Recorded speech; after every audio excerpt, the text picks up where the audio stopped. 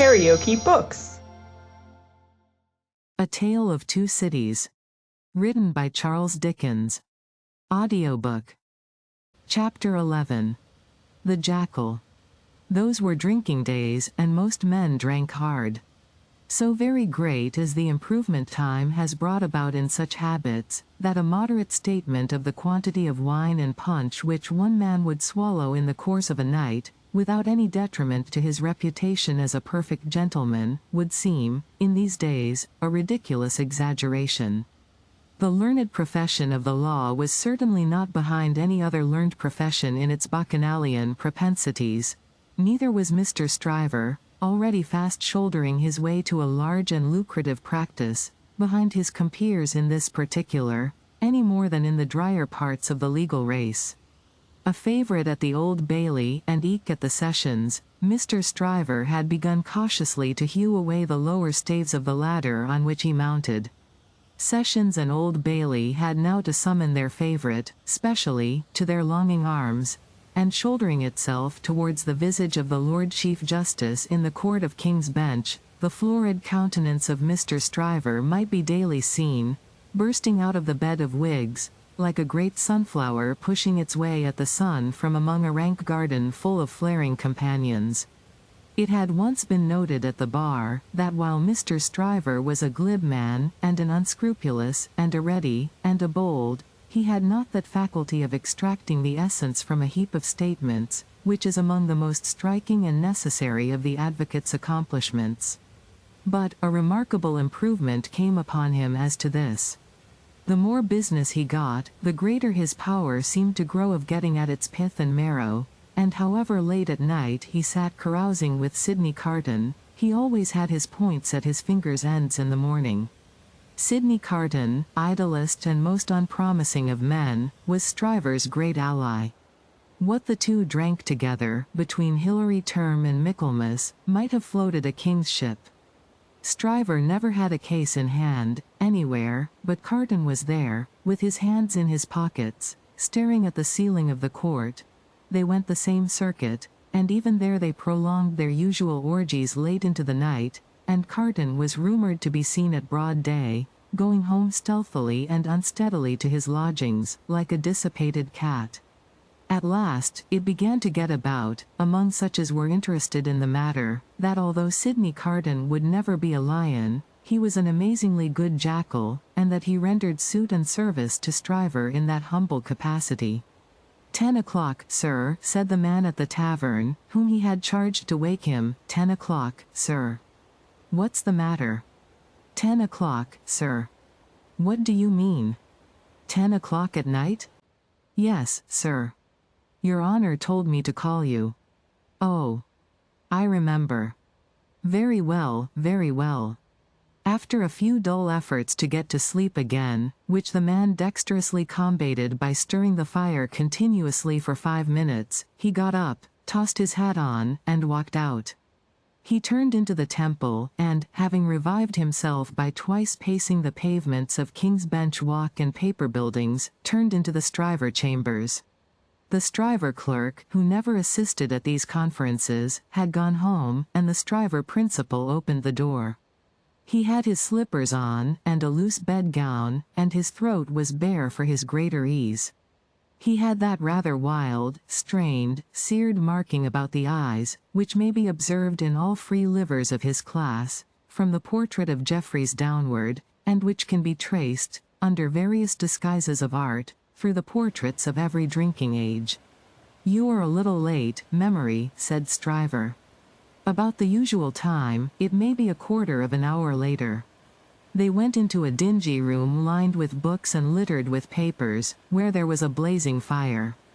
A kettle steamed upon the hob, and in the midst of the wreck of papers a table shone, with plenty of wine upon it, and brandy, and rum, and sugar, and lemons. You have had your bottle, I perceive, Sidney. 2 tonight, I think. I have been dining with the day's client, or seeing him dine, it's all one. That was a rare point, Sidney, that you brought to bear upon the identification. How did you come by it? When did it strike you? I thought he was rather a handsome fellow, and I thought I should have been much the same sort of fellow, if I had had any luck. Mr. Stryver laughed till he shook his precocious paunch. You and your luck, Sidney. Get to work, get to work. Sullenly enough, the jackal loosened his dress, went into an adjoining room, and came back with a large jug of cold water, a basin, and a towel or two. Steeping the towels in the water, and partially wringing them out, he folded them on his head in a manner hideous to behold, sat down at the table, and said, Now I am ready. Not much boiling down to be done tonight, memory, said Mr. Stryver, gaily, as he looked among his papers. How much? Only 2 sets of them. Give me the worst first. There they are, Sidney. Fire away.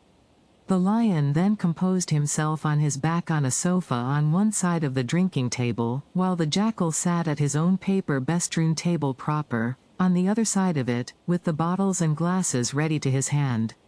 Both resorted to the drinking table without stint, but each in a different way, the lion for the most part reclining with his hands in his waistband, looking at the fire, or occasionally flirting with some lighter document. The jackal, with knitted brows and intent face, so deep in his task, that his eyes did not even follow the hand he stretched out for his glass, which often groped about, for a minute or more, before it found the glass for his lips.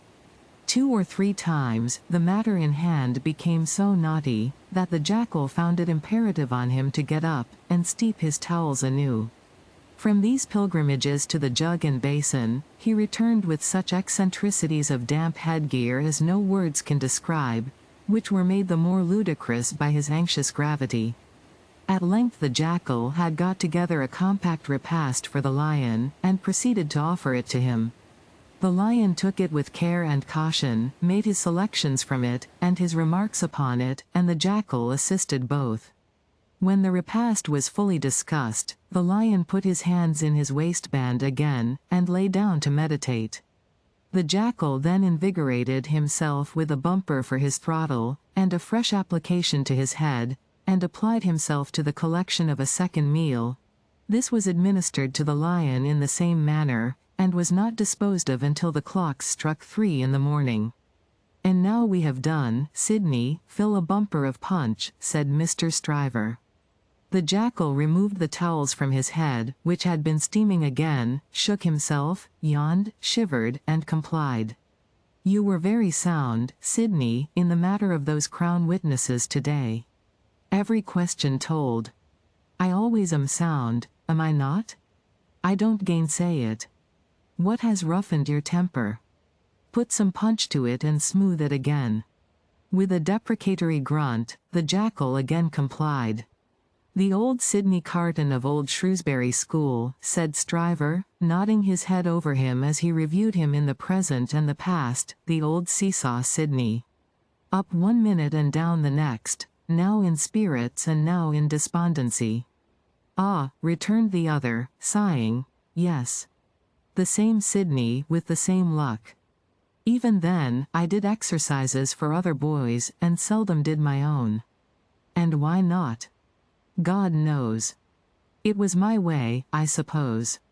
He sat, with his hands in his pockets and his legs stretched out before him, looking at the fire.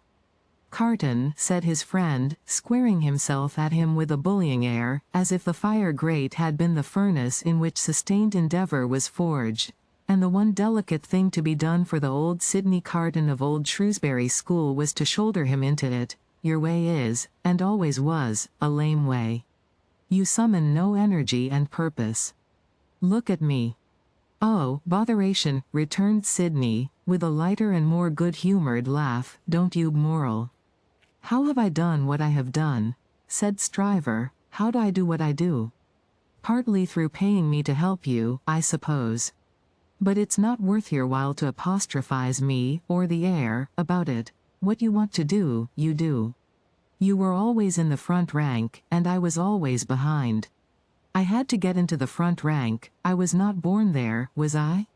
I was not present at the ceremony, but my opinion is you were, said Carton. At this, he laughed again, and they both laughed. Before Shrewsbury and at Shrewsbury, and ever since Shrewsbury, pursued Carton, you have fallen into your rank, and I have fallen into mine. Even when we were fellow students in the student quarter of Paris, picking up French, and French law, and other French crumbs that we didn't get much good of, you were always somewhere, and I was always nowhere. And whose fault was that? Upon my soul, I am not sure that it was not yours. You were always driving and riving and shouldering and passing, to that restless degree that I had no chance for my life but in rust and repose. It's a gloomy thing, however, to talk about one's own past, with the day breaking. Turn me in some other direction before I go. Well then. Pledge me to the pretty witness, said Stryver, holding up his glass. Are you turned in a pleasant direction? Apparently not, for he became gloomy again. Pretty witness, he muttered, looking down into his glass. I have had enough of witnesses today and tonight. Who's your pretty witness? The picturesque doctor's daughter, Miss Manette. She pretty? Is she not? No. Why, man alive, she was the admiration of the whole court. Wrought the admiration of the whole court. Who made the Old Bailey a judge of beauty? She was a golden-haired doll. Do you know, Sidney, said Mr. Stryver, looking at him with sharp eyes, and slowly drawing a hand across his florid face. Do you know, I rather thought, at the time, that you sympathized with the golden-haired doll, and were quick to see what happened to the golden-haired doll. Quick to see what happened. If a girl, doll or no doll, swoons within a yard or two of a man's nose, he can see it without a perspective glass. I pledge you, but I deny the beauty. And now I'll have no more drink, I'll get to bed. When his host followed him out on the staircase with a candle, to light him down the stairs, the day was coldly looking in through its grimy windows. When he got out of the house, the air was cold and sad, the dull sky overcast, the river dark and dim, the whole scene like a lifeless desert.